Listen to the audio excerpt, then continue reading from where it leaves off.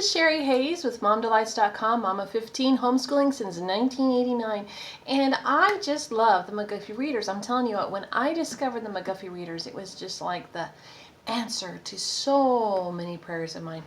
And I know that a lot of us look at these McGuffey's Readers and we go, what? I mean, there's no instructions, there's no teacher's booklets, and if you've never taught anybody to read, it's totally cryptic and you don't know what to do. So today we're going to go over what they are and how they can be used. Now, I've made another video of this before, but it's really old and I used old equipment and it's dark and it's awful. Well, this probably won't be 100% either, but it'll be better. So I thought I'd go over this with you today.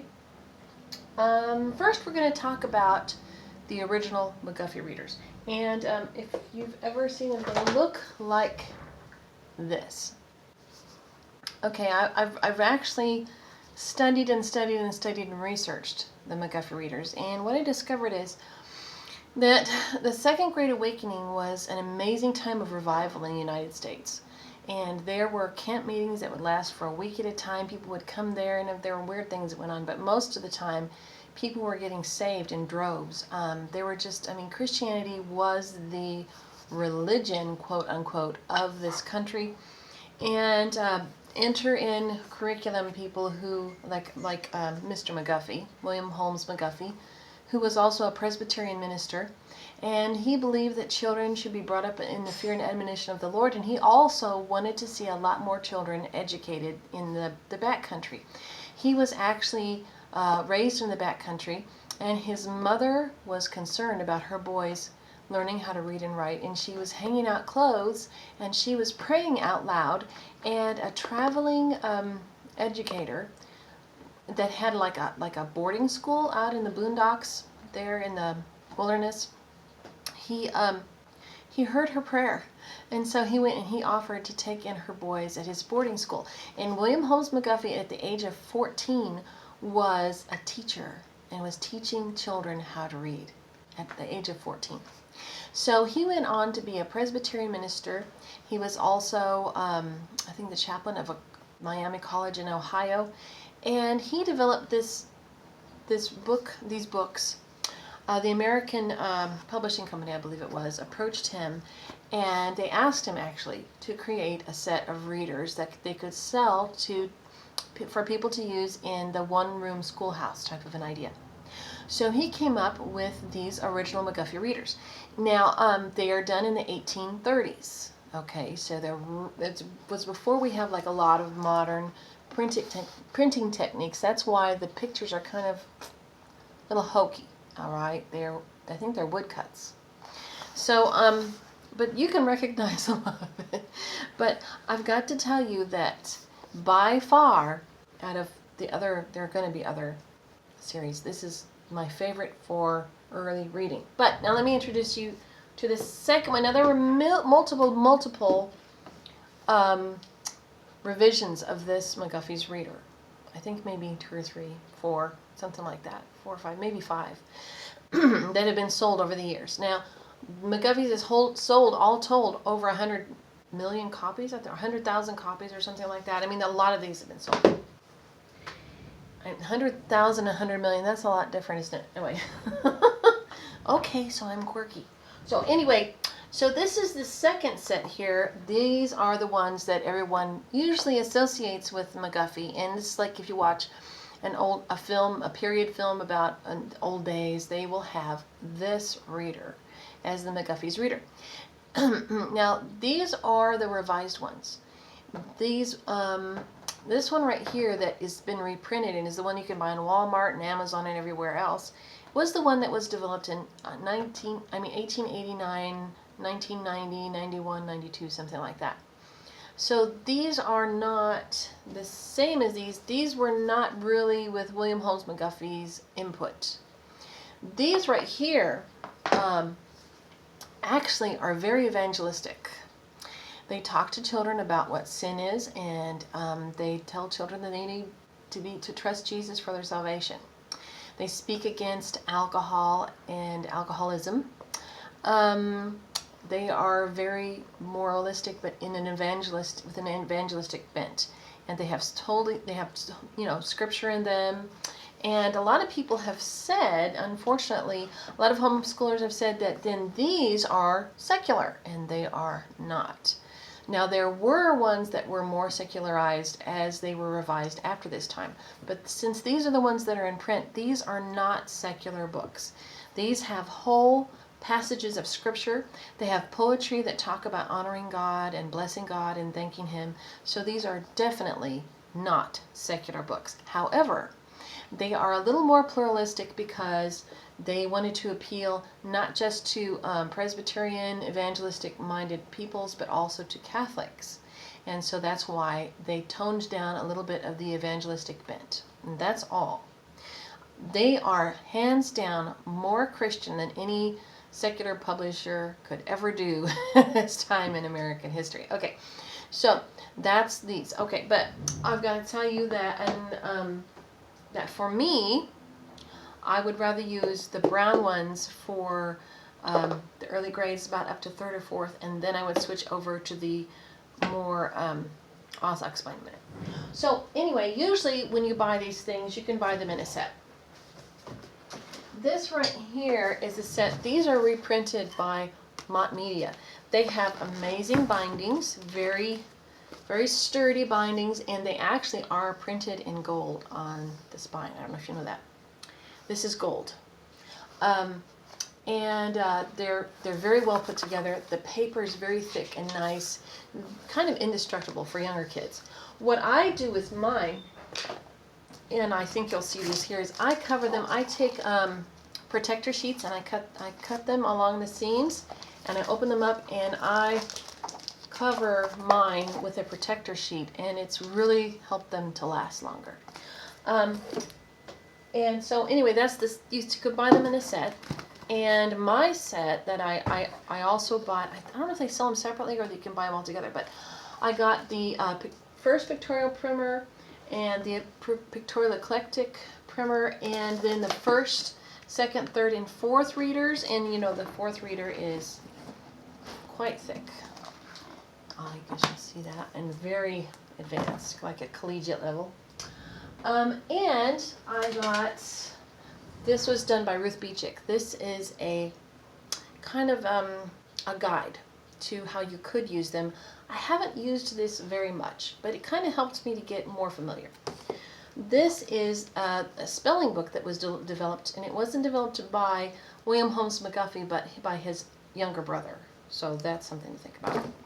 And then there are Harvey's grammars, which here's the elementary grammar, and this is the revised English grammar. This one we have used extensively. This one a little bit more complicated and advanced. We have used this pretty extensively. Okay, so that's the older stuff.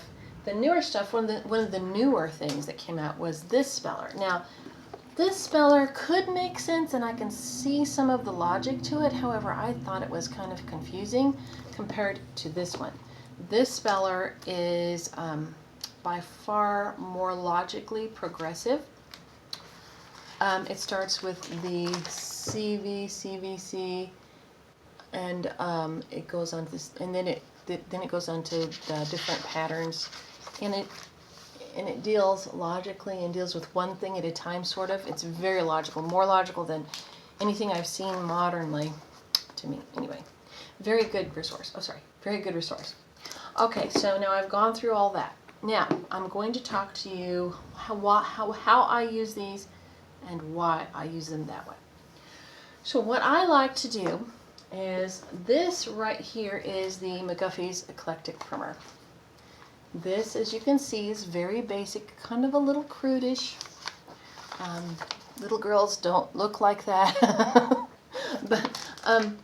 But anyway, it's just a way that you could go over how reading works with a child, and it could be used to introduce certain things. However, I didn't find this as useful to me as the actual eclectic pictorial primer that I have used over and over with my children. It begins with, here's just a basic alphabet. Now you all know in the days when this was produced, they didn't have as many resources as we have today. They didn't have an internet that had Teacher Monster to read, or a million different types of flashcards for the alphabet. So everything had to be contained in this book. So they start with the alphabet, and they have like a phonics alphabet here to teach the children the sounds. And then they have pages where they do what this book calls spelling, which we would call sounding out.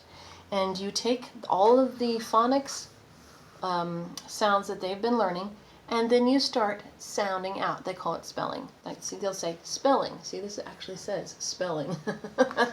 So you are going to be sounding out the first few lessons. Now, I suggest that you buy this book to teach your children to read because it's so gentle and progressive. It's by and large exceptional. I put something on my blog. I put a whole program together based partly on this and partly on Teach Your Child to Read in 100 Easy Lessons, and also an acorn in my hand.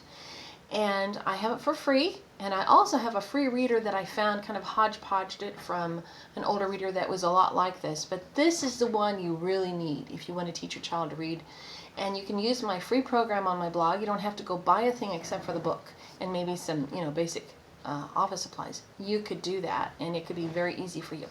Another thing that I use, because I developed it, lots of times, what necessity is the mother of invention. So the Lord helped me and gave me wisdom, and I developed these books. And what they are, the lesson book, and they can be used pretty much for anything, but they're really geared towards the McGuffey Readers. So you can take a lesson, and in this one, this is for beginning readers. I do have some examples here of how it was used with my own children. But basically, have them copy some words, like you will write the word here and have them copy it and have them draw something about each word. And then maybe copy some sentences, do some dictation, do a narrative drawing, which in other words, draw what you see that we read about. And that's something you can do along with that. I have 5 levels of these for the various McGuffey Readers, but this is a level 3, and this is something that my daughter did here. So you can see kind of how they're used. I can show you also, here's a words list that she did. And this actually, my progression, what I try to do is I try to take my children through the pictorial primer and the first reader and the second reader, which the second reader is really my favorite book in the series of the originals. Let me see if I can find it. Where'd it go? The second reader. This is like my favorite. These two are like my favorite books in the series because they're so gradual, they're so sweet. There's something charming about them. I don't even know. They're not colorful. They're not flashy. They're kind of look. That's kind of, but the stories are so charming. Okay, they're just so charming and sweet. Like, look, this is a story about an old man, and in this book, this old man adopts a little baby, and that talks about the joy in his life that she brings. It's just, I don't know, there's something charming and sweet about that. And the stories in the second reader, they go into like all kinds of animals and lions and stuff, and the pages are nil to none. I mean, sorry, not the pages. The pictures are nil to none, but they're so charming and so sweet and so gentle, and they were at a time when children had an innocence that was understood, and you didn't tread upon that. You protected that, and I love these books because of it. Now, after the second reader in that, though, we either go into the third or fourth, depending on the reading level, and actually it has a lot to do with how they're writing and spelling too. Then we go on to the third or the fourth eclectic reader in this series, and this is the one that I bought off of Amazon, and these are the ones that my kids use because they're cheaper. But I also have an antique version that was probably printed in the 20s or 30s. And so, since this doesn't glare, this is the one I'll be showing you. But anyway, so I like to put them like in the third or fourth in this because I think that's the good progression. I don't know if these books, however, have beautiful engravings. Can you see the picture there? Isn't that gorgeous? There are beautiful pictures in these books. There's a script, and I've actually taught my children this script. And this actually antique one is really beautiful because since it's not a reprint of a reprint, there's so much more detail in the engravings. And you could just sit and stare at those for a while. But I like the word progression. I like the vocabulary. I like the only thing that I find in these, the reason why I don't use these for the younger children is because it relies a lot on diacritical marks, and they're so confusing. I don't know. Let me show you what I mean. Like here's a word list, and if you see those diacritical marks, I guess they're supposed to help them sound out, but to me it's like a confusion that happens, especially if you have someone that is on the like a dyslexic type person. It would be really hard for them to separate the actual letters from all those marks on there. It's just so difficult and distracting. So that's partly why I don't use these for beginning readers. But however, as they progress, the stories in here are very interesting, and it's beautiful, and they're just neat books. And then it teaches them script too. So I hope that gives you an idea of how to use these and how to go forward. If you would like, just leave it in the comment. I can show you how to do a specific lesson with each book.